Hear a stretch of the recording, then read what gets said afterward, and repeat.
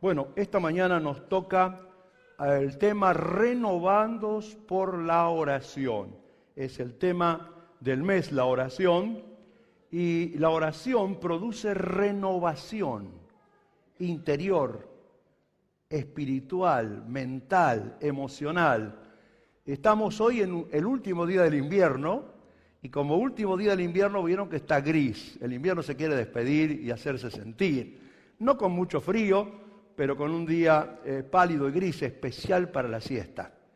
Así que aprovechen la siesta. No sé si especial para los fideos, para los ravioles, pero después la siesta. Y termina el invierno y nos hace acordar aquella página que está en la Biblia, en el libro de Cantar de los Cantares, cuando dice: el invierno se ha piantado, el invierno se ha mudado, el invierno se fue y los días grises quedaron atrás, las ramas secas y estériles del invierno, y comienza la renovación de la primavera. Y nosotros vemos como cada año Dios, en el toque maravilloso de su mano, produce climáticamente el resurgir de los brotes del interior de la tierra. Y nosotros no tenemos montañas aquí para verlas tapizadas de verde, pero la campiña se puede ver con distintos verdes, y también el glorioso follaje de los árboles que con sus copas dan palmadas de aplauso. Y sobre todo, si usted transita por alguna de las avenidas de Santa Fe, va a ver en estos días la belleza florida de algunos árboles que están plenamente florecidos y con sus copas muestran la belleza del colorido del paisaje. En la situación urbana en que vivimos a veces no podemos apreciar todo lo de la primavera, pero todavía quedan algunos árboles, por lo tanto quedan también pájaros y podemos sentir el trinar de los gorriones y también el chillido de las tacuaritas que vuelven a hacer sus nidos. Y por supuesto no tenemos árboles tan frondosos como para escuchar el gorjeo de los zorzales o de los ruiseñores, pero de todos modos algunos sí lo escuchan, ¿eh? Y ustedes que están allá más metidos en la zona de Colastiné Norte, bueno, sí, efectivamente. Y como si esto fuera poco, no solamente la música, no solamente la belleza, el colorido, sino también como que uno recibe nuevos bríos. Y los que tenemos alguna situación especial en cuanto al olfato, podemos captar la mixtura exótica de los aromas y las fragancias de la primavera. Bueno, ojalá estuviéramos en un día de picnic en primavera y podríamos ver y sentir esto que es verdad. Pero Dios nos enseña con esto de la primavera que también tenemos que renovarnos espiritualmente. Así que antes de que yo entre en el tema, quiero decirles que para nosotros es una alegría y una renovación tener en esta mañana a nuestra querida hermana Mónica Stiefel, que hace años congregó con nosotros aquí, está en la Costa del Sol, en España, y huyó del invierno, del verano, y vino acá a nuestra primavera. Mónica, ponete de pie, te damos un cariñoso aplauso en el nombre del Señor. Bienvenida entre nosotros. Gracias. Te queremos mucho. Y cómo es, el tiempo pasa, pero los afectos permanecen intactos. Así que el Señor nos invita en la primavera a renovarnos interiormente. Y la oración es una manera de renovarnos. Por lo tanto, vamos a tener una lectura bíblica en el libro del apóstol San Pablo a los Romanos, epístola preciosa, que nos habla de una fórmula para renovarnos, una fórmula de 5 puntos para renovarnos. Y la tenemos allí. Así que, hermanos, dice Pablo, y le dice a los hermanos de aquella época, que vivían en Roma, escribiendo esta carta, y nos dice a todos nosotros, sabiendo que la posteridad podría leer estas palabras que fueron inspiradas por Dios. Yo les ruego, y nos ruega a cada uno de nosotros, y nos dice, y les ruego por las misericordias de Dios, tremendo, que se presenten ustedes mismos como un sacrificio vivo. Vuelvo un poquito para atrás. La primer parte de esta fórmula el primer punto es este: presentarse. Preséntense. La oración nos abre la puerta de la presentación en el altar de Dios como un sacrificio vivo. ¿Por qué? Y ahora dice el versículo por qué, y continuamos. Porque esto es un sacrificio santo y agradable a Dios. Así es como se debe adorar a Dios. No es solo con palabras, no es solo con pensamientos, es con presentación. La víctima era presentada sobre el altar y nosotros debemos presentar nuestra vida. Dice, preséntense a sí mismos en el altar de Dios. Y no adopten las costumbres de este mundo. La palabra aquí, en la versión Valera, es no se conformen a este siglo o a este tiempo presente. No se conformen. No lo adopten. Rechácenlo. No se conformen a este tiempo presente en cuanto al sistema de vida que nos rodea. Así que si el primer punto de la fórmula es presentarse, el segundo es no conformarse. No conformarse al sistema cósmico de este mundo que nos rodea, sino transfórmense por medio de la renovación de su mente. Y aquí viene el tercero y el cuarto punto. Presentarse, no conformarse, transformarse por medio de la renovación, renovarse.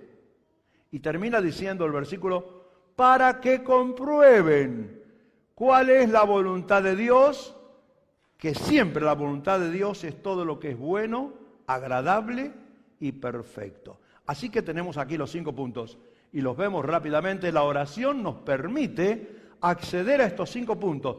Presentarnos, no conformarnos, transformarnos, renovarnos y autocomprobarnos. ¿Se entiende? Bien, vamos rápidamente avanzando con esto. En primer lugar, quisiera que hablemos de qué significa presentarnos. Presentarnos. Ustedes saben que esto en la Biblia está lleno de testimonios de gente que vivió presentada delante de Dios.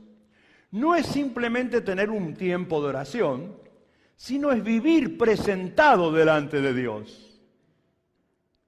Es vivir, como decía Isaías, tú, Señor, conservarás en perfecta paz aquel cuyo pensamiento en ti persevera. Es decir, vive presentado, vive viviendo su vida aquí en la tierra, pero controlado desde el cielo, y vive siempre pensando en que el Señor lo está dirigiendo y controlando y ayudando en todo. Por lo tanto, los patriarcas en la antigüedad, los patriarcas vivieron esto, lo descubrieron, fue un secreto para ellos. Tal es así que en la época de Job, Elifaz le reclama a Job como diciendo, ¿estás guardando bien tu vida de presentación y de oración delante de Dios? Estamos hablando de 4,000 y pico de años atrás. Dice, reprochándole, en cambio, tú reniegas del temor de Dios. Tienes en poco la devoción en su presencia. Se reprochan mutuamente. Job era un hombre de oración. Elifaz tal vez bien. Pero en esa conversación le está diciendo, ¿qué tal es tu tiempo de presentación? ¿Qué tal es tu tiempo de devoción en la presencia del Señor? Y nos hace pensar, ellos vivieron ese secreto. Caminaban sobre la tierra, pero su corazón estaba en contacto con el cielo. Ustedes saben que los profetas también lo practicaron.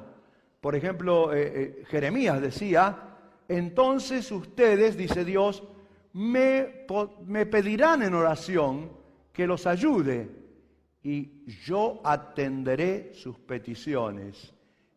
Y dice más, si me buscan de todo corazón, me encontrarán. Zacarías decía en el capítulo 12, verso 10, Señor, derrama sobre tu pueblo espíritu de gracia y de oración. Tremendo. Y David, que era contemporáneo de esos profetas, decía, de mañana, Señor, muy de mañana me presentaré delante de ti y esperaré en silencio. Esperaré. Qué tremendo, ¿eh? Vivir presentado.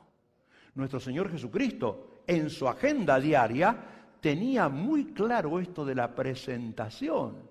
Dice, muy de mañana, cuando todavía estaba muy oscuro, Jesús se levantó y se fue a un lugar apartado en la montaña para orar. Cuando llegaba la noche, dice el versículo último del capítulo 7 de San Juan, dice, cada uno se fue a su casa. Inmediatamente dice, y Jesús se fue al monte de los olivos a orar. Empezaba los días con el Padre presentado y terminaba los días presentado. Qué importante que es vivir presentado. ¿Se acuerdan cuando hablamos del Padre Nuestro? Les dije que lo primero era la presentación. No podemos orar sin presentarnos. Padre Nuestro que estás en los cielos. Apunto al trono de Dios. Respiro al entrar la sensación de su presencia. Y reconozco que yo estoy aquí en la tierra como un pobre gusanito que me arrastro en mi debilidad e impotencia. Pero vivir presentados.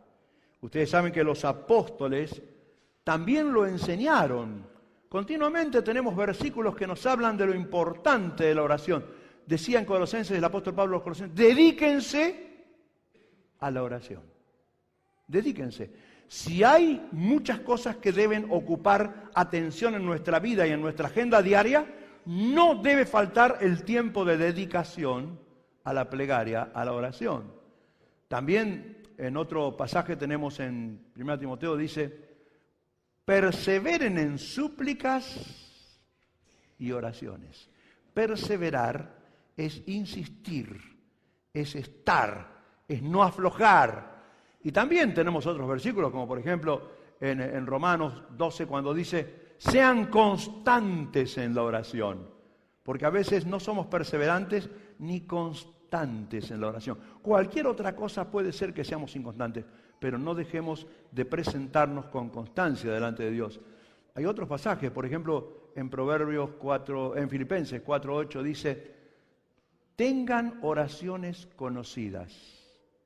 Por nada estén preocupados, por nada estén desesperados, pero sean sus oraciones conocidas delante del trono de Dios. ¿Y esto qué significa conocidas? Significa no solamente que alguien que entra permanentemente, sino que repite permanentemente también las mismas oraciones.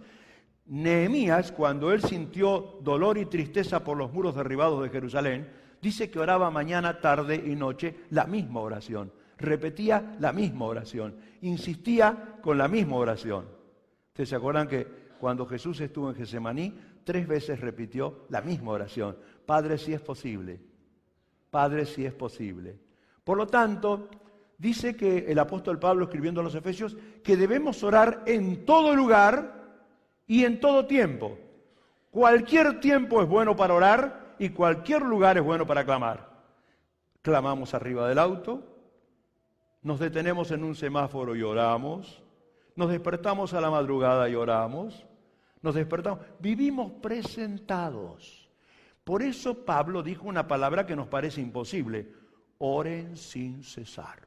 Es difícil eso, no es que vamos a estar continuamente repitiendo oraciones, pero sentimos la presencia del Señor.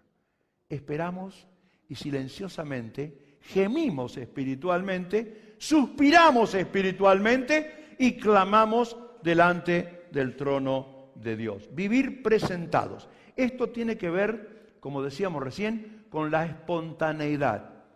Espontáneamente debemos tener telegramas que van al cielo, frases que nos ayudan a orar en cualquier momento y en cualquier lugar, como dice la canción popular, cualquier día, a cualquier hora y en cualquier lugar. Pero no debe nuestra vida depender de esas oraciones espontáneas. Tiene que haber el tiempo secreto. Jesús dijo, cuando ores en secreto, entra en tu pieza y cierra la puerta. Quédate a solas con el Señor. Tenemos que tener diariamente, en el amanecer, si no alcanza el amanecer, al promediar el día y al caer la noche, un tiempo secreto con el Señor en oración. Eso renueva nuestra vida. Pero hay algo más todavía que la espontánea y el tiempo secreto. Es la oración en comunidad. La Biblia dice orando juntos, unánimes. Los primeros discípulos estaban en el aposento alto, eran 120 que habían pactado orar juntos en unanimidad y fueron renovados con el poder del Espíritu Santo orando juntos. No desprecie la oración conjunta. Qué importante que es. Cuando decía Gustavo que la iglesia tiene un tiempo para oración, no podemos tener tiempos dispares, pero se fija un día, hay que tratar de cancelar cualquier otra cosa para estar esa hora juntos y poder orar en comunidad, en grupos. Ustedes saben que cuando oramos acá en grupos los martes, se produce algo hermoso, porque a veces el tiempo dura media hora y se pasa tan volando, media hora continuada de oración, y aparecen temas aquí en la pantalla, y puede que estén orando por esos temas, los grupos de 5, 6, 7, puede ser que no, puede ser que están orando por alguna cosa privada que tiene cada uno, por otro tema de la iglesia, por lo que el Espíritu Santo les coloca con oraciones breves, muy breves, de 1 o 2 puntos, y sigue orando el otro, y después vuelve, y con oraciones no discursiadas, para no apabullar al que todavía no sabe orar o recién comienza a orar. Pero en esas rueditas se produce también la escuela de oración. Muchas veces me ha tocado a mí, a otros hermanos, decirle, hermano, ¿te animás a orar? Decí las primeras palabras así, entregate al Señor y decirle lo que sientas. Y es como el que se larga al agua por primera vez y comienza a decir cosas y se asombra de que, no parale, digamos, tan largo no, pero resulta que el Señor le da palabras porque el Espíritu le ayuda a orar como conviene. Y termina en el nombre del Señor Jesús. Amén. Entonces, qué lindo que es la oración conjunta, porque la oración conjunta produce disponibilidad. Vieron que nosotros somos muy predispuestos a estar tan ocupados, tan apabullados con cosas, que no estamos disponibles para Dios. El Señor nos quiere utilizar y solo los que están presentados están disponibles. Porque el que no está presentado, ustedes se dieron cuenta, el que no está presentado no puede ni siquiera arrancar en la oración. Cuando nos reunimos a orar, no puede arrancar. Tampoco puede hacer una oración espontánea en cualquier momento porque no está presentado. Su cabeza está en otra cosa. Por lo tanto, si el Señor lo quiere utilizar para algo, no está disponible. A veces decimos, Señor, te doy mi vida entera. Mi vida entera son 70, 80 años en los más robustos. Pasamos 24 años durmiendo. 24 años trabajando para poder vivir. Y de los otros 24 años que nos quedan, si tenemos una vida larga, 6 horas nos pasamos comiendo, 6 horas atendiendo nuestras necesidades. Así que se dice que el que vive una vida entera de fidelidad para el Señor, alcanza a darle 1 año en toda su vida. Entonces decimos vida, pero vida es tiempo. Y tiempo es disponibilidad. Y si yo no estoy disponible, no tengo mi vida puesta sobre el altar. Ahora, yo me acuerdo que una lección grande tuvimos con Marta en Israel, cuando estábamos, nos llevaba en una combi, íbamos 6 personas, y había un guía turístico que era un capitán del ejército israelí. Pero este muchacho era argentino. Interesante porque una de las personas se descompuso y entonces nosotros no sabíamos que era argentino. Al principio hablaba así un español un poco duro, pero le dijo, mire, yo quisiera que paren en una farmacia para comprar algún producto. Yo sé lo que usted quiere, paratropina, pero acá no hay, dice. Bueno, este era de Buenos Aires, pero había ido de chico. Se llamaba Jorge Cooperman, hablaba muy bien el español, y él decía, yo soy capitán del ejército israelí. Yo combatí en la guerra de los 6 días, combatí en la guerra de Yom Kippur, yo tengo mi armamento atrás en el baúl, yo tengo mi uniforme en el baúl, yo me puedo vestir de capitán en cualquier momento, estoy disponible para el ejército. Pero como en nuestro país los militares no se quedan aguardados en los cuarteles esperando que haya una guerra, estamos produciendo para el país. A mí me toca manejar esta combi y ser guía turística. Pero si en algún momento por radio me llaman, yo sé a dónde tengo que dejarlos a ustedes y sé dónde tengo que presentarme. Y tengo en las ciudades más importantes personas que me pueden reemplazar. Son mujeres que no van a ir al campo de batalla, pero yo ya sé dónde tengo que presentarme, dónde está mi guarnición, dónde están mis soldados, dónde debo combatir. Estaba disponible permanentemente bajo bandera, aunque estaba trabajando en una profesión normal. Disponibilidad para el Señor. Presentados es ser disponible. Termino con una frase, este punto. Mientras no tomemos en serio el vivir presentados, hermanos, estaremos estancados y atrapados en la mediocridad. Mientras no nos preocupemos por vivir una vida dinámica, renovada en el Señor, que comienza con presentación. Les ruego por las misericordias de Dios que presenten su ser, su cuerpo, su mente, su alma, su espíritu, que se presenten en el altar de Dios y vivan una vida de comunicación permanente con el Señor para sobreponernos a la frustración y para no ser atrapados por la mediocridad. ¿Se entiende? Pero este es el primer punto. La oración nos permite no solamente presentarnos, sino no conformarnos a este siglo, a este sistema cósmico que vivimos. Ustedes saben que el apóstol Pablo dice que el Dios de este siglo, y también lo dice el Señor Jesús, el Dios de este siglo, Dios con minúscula, es... ¿Quién es el Dios de este siglo? Es el enemigo. Dice que la gente no cree en el Evangelio porque el Dios de este siglo les ha cegado el entendimiento, le has puesto vendas sobre los ojos, y a menos que el Espíritu Santo los ilumine cuando le predicamos, las personas no entienden. Pueden ser científicos, pueden ser intelectuales, pueden ser personas de alta jerarquía gubernamental, pero no entienden porque el enemigo, el Dios de este siglo, les ha cegado la mente. Se burlan de la fe, desprecian el mensaje del Evangelio porque no lo entienden, están cegados. Es el Dios de este siglo, es este sistema cósmico llamado mundo, del cual el Señor dice en su palabra: no amen este sistema mundo, ni las cosas que están en este sistema mundo, porque el sistema cósmico mundo no es del Padre, sino del enemigo. Le ha sido permitido todavía que gobierne, aunque sabe que le falta poco tiempo. Por lo tanto, cuando oramos, debemos identificar las cosas que tenemos que rechazar, identificar quién es nuestro enemigo, quién es nuestro adversario. Nosotros tenemos en la vida tapones, dificultades, situaciones obstaculizadas, porque tenemos un enemigo, tenemos un adversario, existe, no lo tomen livianamente. Por lo tanto, debemos focalizar. En la oración nosotros trabajamos con Dios, pero trabajamos en contra de un sistema perverso, de un sistema injusto, de un sistema pecaminoso que está dirigido por Satanás y debe ser identificado. El apóstol Pedro dice: porque vuestro adversario, el diablo, anda como león rugiente buscando a quien devorar. Anda siempre activo y es nuestro adversario. Tiene un despliegue de fuerzas espirituales jerarquizadas, principados, potestades, huestes, gobernadores de tinieblas, demonios que existen y pululan en el aire. Y Pablo decía: nuestra lucha, nuestra guerra, nuestra resistencia no es contra seres humanos, sino contra estas huestes espirituales que utilizan a los seres humanos para ponernos obstáculos y manejan circunstancias.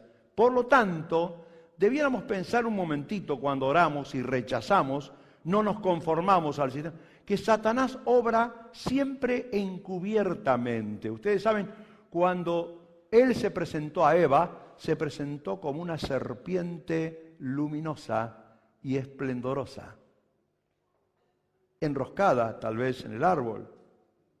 La Biblia dice que Satanás se viste como ángel de luz. Por lo tanto, siempre actúa encubiertamente. Pone la bomba acá, explota acá, pero él está allá, y siempre es así. Y utiliza personas y utiliza circunstancias, y utiliza sistemas gubernamentales, y utiliza sistemas políticos, y utiliza sistemas económicos, y utiliza todo eso para desplegar la injusticia, el caos y la maldad en el mundo. Por lo tanto, sabemos muy bien que Él trabaja en la mente de las personas, trabaja con la mentira, con el engaño, con la violencia, con la crueldad, con la criminalidad, con las adicciones.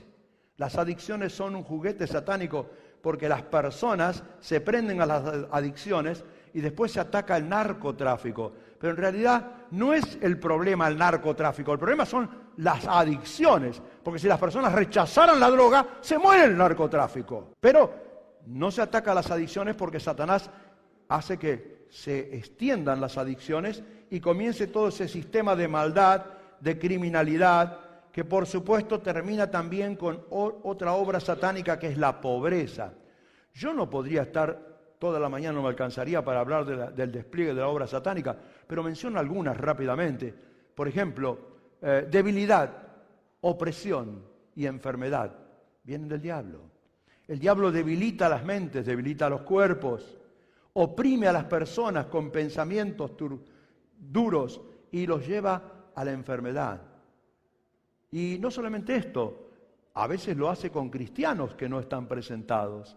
En segundo lugar, sigamos rápidamente por esto, prohibiciones y persecuciones vienen del diablo.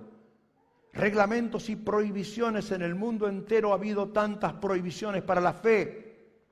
Ahora mismo el Papa está en Cuba, un país que ha prohibido y ha perseguido a los cristianos por tiempos y por años, pero como sabemos, nunca hubo tanta persecución como ahora está existiendo en el Oriente Medio, donde los cristianos son realmente ejecutados, donde ha habido templos que se los ha esperado a la salida y se los ha degollado a todos y han colocado las cabezas sobre las rejas. Ha habido niños que han sido quemados y tantas cosas. Y todo esto porque el enemigo ejerce persecución, dificultades, amenazas, peligros vienen del enemigo, accidentes produce el enemigo. Por lo tanto, seguimos con esta lista larga, pero malentendidos, discusiones, enfrentamientos produce el enemigo. Hablábamos hoy de la paz en el hogar, pero ustedes saben que la paz en el hogar muchas veces se ve atacada por estos malentendidos, cosas que me pareció, que me dijiste, discusiones, pérdidas, perjuicios, endeudamientos, vienen de Satanás, desánimo, desorientación, indecisión y tantas otras cosas, tentaciones, seducción, caídas, pecado, cadenas, cargas, agotamiento, desgaste, gente que no puede salir, empantanado, miedos enfermizos, pensamientos turbulentos. Como si esto fuera poco, perturbaciones teológicas y confusión. Hoy en día, más que nunca, se están produciendo las perturbaciones teológicas porque dice, se levantarán falsos maestros y seducirán aún a los cristianos, exagerando alguna doctrina sobre otra. Siempre ha sido así. La perturbación teológica viene cuando no hay un balanceo equilibrado en todo el consejo de Dios y de repente dice, esta doctrina es la más importante, esto, el que no tiene esto no sirve porque no tiene esto. Entonces caemos en los dos extremos peligrosos de la fe, el inclusivismo, que dice todo vale todo y incluye a todos, y el exclusivismo, que excluye a todos los demás y dice nosotros solo tenemos la verdad.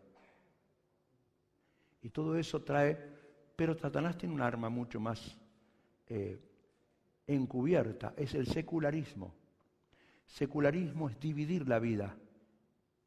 Mi trabajo es mi trabajo, mi fe es mi fe, mi hogar es mi hogar, mis sueños son mis sueños, mis diversiones son mis diversiones. Entonces la persona vive dividiendo todo. El domingo cumplí con Dios, ahora vivo como yo quiero, porque esto es mío, esto es mi trabajo. No, la vida es una sola. No se puede partir en pedazos. El aburguesamiento Una palabra que surgió en el siglo XX por la burguesía. La burguesía era personas de escasa edad media que comenzaron a progresar, que no pertenecían a la nobleza, ni eran personas feudales ni ricos, pero de repente creció en todos los países esa burguesía y las personas se consideraron superiores a los demás, autosatisfechos. Saben que existe la burguesía espiritual. El hermano que ya cree que lo sabe todo, que ya tiene su trayectoria, que ya tiene sus años, que dice, a mí no me vengan con esas pavadas, yo ya sé, yo tengo mi fe, yo tengo mi manera de leer la Biblia, mi manera de orar. Yo no necesito ir a orar con los hermanos, ahí van los giles, perdonen la expresión. Lo dije otra vez. Pero no se lo dice, pero se lo piensa. Se lo piensa, no, yo no estoy para eso, ya lo pasé. Y el conformismo, qué tremendo el conformismo, cuando alguien se cree que está bien y no se da cuenta. Pero déjenme decirle, el Señor vino para deshacer todo esto. Jesús vino para romper, para destruir las obras del diablo. Por lo tanto, así lo dice en la palabra, en 1 Juan 3:8, y en el Padre Nuestro nos enseñó, líbranos del mal. La Biblia dice en Colosenses que el Señor Jesús sobre la cruz derrotó a Satanás, derrotó a los demonios y los exhibió públicamente, como en la antigüedad cuando venían los generales triunfadores y traían en sus carruajes atados con cadenas a sus prisioneros y a los que habían derrotado. Venían en un desfile triunfal. Jesús derrotó a Satanás y a los demonios y los expuso públicamente. Y nos ha dado armas poderosas para destruir a Satanás. Dice, las armas de nuestras milicias son poderosas en Dios para destruir toda fortaleza satánica y llevar todo pensamiento cautivo a la obediencia a Cristo Jesús nuestro Señor. Como si esto fuera poco, dice en Romanos 16:20, que muy pronto, en breve, dice la Biblia, se producirá aquel momento en que Dios aplastará a Satanás debajo de nuestros pies. No somos nosotros los que lo vamos a aplastar, es Dios que lo va a aplastar. Amén. Amén. Pero, por lo tanto, en la oración nosotros no nos conformamos, luchamos contra todo eso. Pero tenemos que evidenciar transformación, cambio. ¿Qué es la transformación? ¿Cómo somos transformados? Rápidamente, es cambiar y modificar mejorando nuestra forma de vivir en la manera de ser, de pensar y de actuar. Transformarse es cambiar la forma. La oración nos cambia en cuanto nos alinea nuestra manera de pensar con la voluntad de Dios, expresada en la Biblia, y nos introduce en la órbita de Dios. Somos muy propensos a despistarnos, a desorbitarnos, pero cuando alguien ora, la mente se le abre, se conecta con la voluntad de Dios, ora de acuerdo a su voluntad, trabaja junto con Dios en la oración y somos introducidos en la órbita de Dios, transformados. ¿Saben que me gustaría leer la Biblia cuando dice bien clarito que cuando una persona se entrega al Señor, si está alguno en Cristo, si alguno ha abrazado la fe, si alguno ha pedido perdón por sus pecados, se ha entregado al Señor, es una nueva creación, es una nueva persona. Atrás ha quedado lo viejo, ahora es renovado todo, ahora todo es nuevo. El Señor nos hace personas nuevas. Por eso cuando Pablo escribía a los Efesios una epístola tan profunda, tan llena de teología, sin embargo él decía, por eso cada uno de ustedes debe desechar la mentira y hablar solamente la verdad con su prójimo, porque somos miembros los unos de los otros. Y continuaba diciendo, enójense pero no pequen, reconcíliense antes de que el sol se ponga y no den lugar al diablo. El que antes robaba, que no vuelva a robar. Al contrario, que trabaje y use sus manos para el bien, a fin de que pueda compartir algo con quien tenga alguna necesidad. No pronuncien ustedes ninguna palabra obscena o torpe, sino solo aquellas que contribuyen a la necesaria edificación y que sean de bendición para todos los que los oyen. No entristezcan al Espíritu Santo de Dios, con el cual ustedes fueron sellados para el día de la redención. Desechen todo lo que es amargura, enojo, ira, gritería, calumnias y todo tipo de maldad. En vez de eso, sean bondadosos y misericordiosos y perdónense unos a otros, así como también Dios los perdonó en Cristo Jesús. Tremendo. Es la palabra de Dios. La palabra de Dios nos enseña que debemos cambiar y transformar nuestra vida de orar, nuestra dinámica de oración. Cambiemos la dinámica de oración. Si estás aburrido de orar como orás, cambia la dinámica de orar. Orar tiene que ser un tiempo de respirar en la presencia de Dios. Si te presentás, cuando te presentás, no sé por cuánto tiempo podés aguantar esa presencia de Dios, pero disfrútala. Disfrútala, compartí con el Señor y si tenés que bajar, después vas a volver a subir. Pero vivís presentado. Debe cambiar nuestra comprensión bíblica. No es leer y leer y leer y no quede nada. Más vale es asimilar, entender el plan de Dios, entender el propósito de Dios, entender el tiempo profético que nos toca vivir, saber que Dios no nos ha llamado a ser periodistas o espectadores, sino protagonistas, y que nosotros hemos sido quienes recibieron el depósito del poder de Dios. Dios actúa con su poder a través de nosotros, por medio de esa herramienta poderosa que es la oración. No podemos modificar ciertas cosas en el mundo, pero las podemos atar o las podemos desatar. Tiene que haber una transformación en la relación familiar.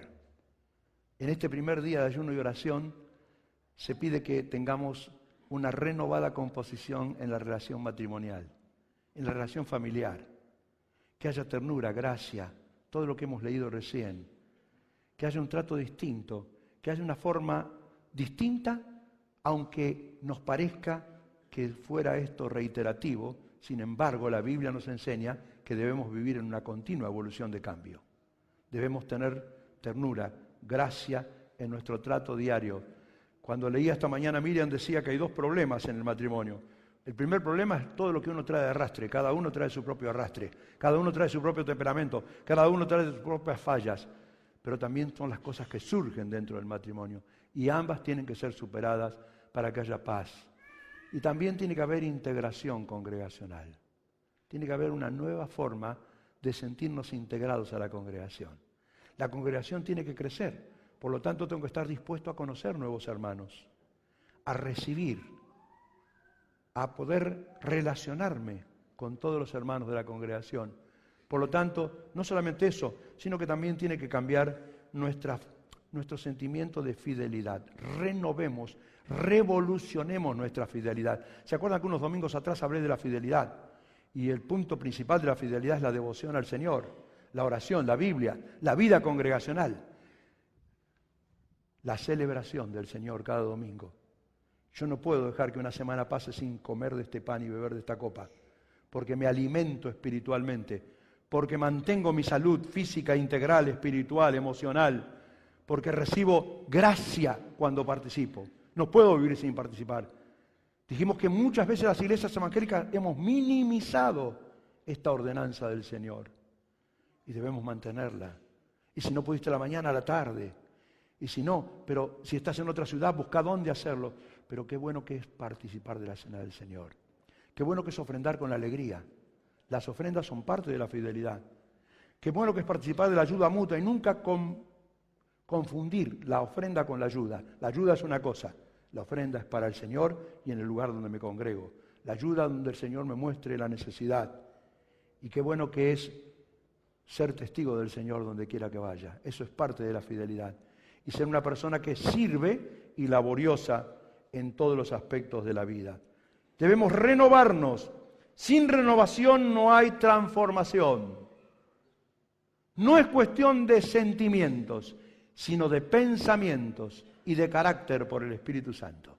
La renovación siempre viene por el Espíritu Santo. En realidad no habría renovación no habría transformación si no hay renovación. Pero la renovación hermosa de Dios viene a nosotros cuando nosotros podemos obedecer los textos bíblicos que nos dicen los apóstoles. Dice, renuévense en el espíritu de su mente. Renuévense como al principio. Renuévanos, Señor, decía Jeremías en el libro de Lamentaciones. Renuévanos, Señor, como al principio. Exteriormente nos vamos desgastando, pero interiormente nos podemos ir renovando cada día. La renovación, Dios nos da esa renovación hasta que tengamos el conocimiento pleno. Por eso, hermanos, esta mañana es una mañana para buscar esa renovación del Señor, porque entramos en una nueva primavera, pero tiene que ser una primavera para el alma, una primavera para el espíritu, una primavera en la cual podamos nosotros sentir que el Señor nos renueva. Y por último, debemos comprobarnos. El territorio de la voluntad de Dios es un territorio de autocomprobación. La oración nos permite trabajar asociados con Dios para que se cumpla su voluntad aquí en la tierra, que siempre será todo lo bueno, todo lo agradable y todo lo que es perfecto. Cuando oramos, estamos trabajando con Dios, asociados. Él dice, pidan de acuerdo a mi voluntad y les será hecho. Por lo tanto, ¿qué debemos comprobar en nuestra vida? Debemos comprobar si en la oración que nosotros elevamos y practicamos hay confianza y hay ayuda. Confianza es importante esto. Dios dice que tenemos confianza cuando pedimos de acuerdo a su voluntad. En Efesios 3, hay un versículo tremendo en Efesios 3:12 que me gustaría leerlo textualmente. Dice así, en quien tenemos seguridad y confianza para acceder por medio de la fe a su presencia. Dios nos da un acceso en seguridad y en confianza. Tenemos que acercarnos al trono de la gracia confiadamente. Confianza en el Señor. Tené confianza con el Señor. El Señor te conoce lo que vas a decir antes que lo pidas. Y en segundo lugar, debe haber ayuda. La oración no la podemos hacer solo. Dice, no sabemos pedir como conviene. Por eso dice Judas, oren en el poder del Espíritu Santo. Por eso dice Pablo escribiendo a los romanos, el Espíritu Santo les enseñará cómo orar. Pondrá las palabras y los pensamientos en su mente y en sus labios. Oremos en el poder del Espíritu Santo, para que la oración sea una renovación en nuestra vida. También debemos comprobar que el enemigo se opone y trabaja y pone trabas y oposición a la oración. Satanás no le importa que cantes, no le importa que vengas a las reuniones, no le importa que prediques, lo que no quiere es que ores.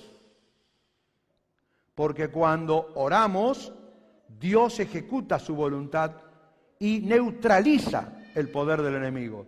Por lo tanto, Satanás trabaja en la oración privada, primero para postergar el tiempo que hemos señalado. Por ahí lo postergamos, hay un inconveniente. Segundo, para tener dificultades para entrar.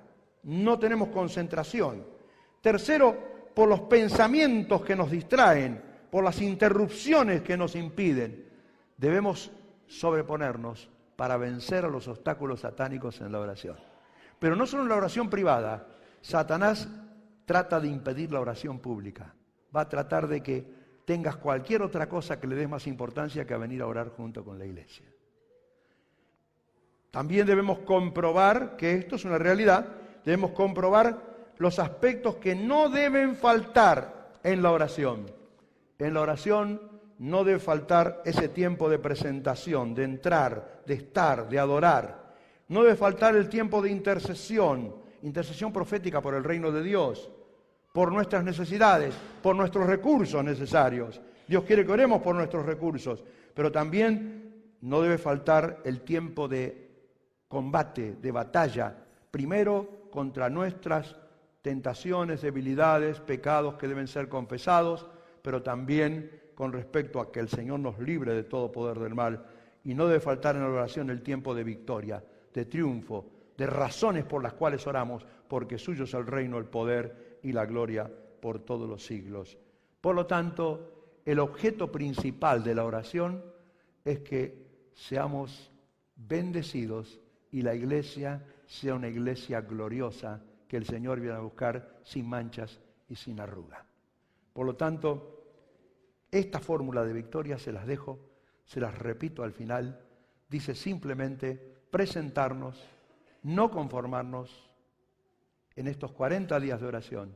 Presentarnos, no conformarnos, renovarnos, transformarnos y comprobarnos. Me gustaría que esta mañana podamos orar, porque viene este momento final de la presentación de la Cena del Señor. Y me gustaría que oremos con una canción que dice: renuévame, Señor, renuévame con tu Espíritu.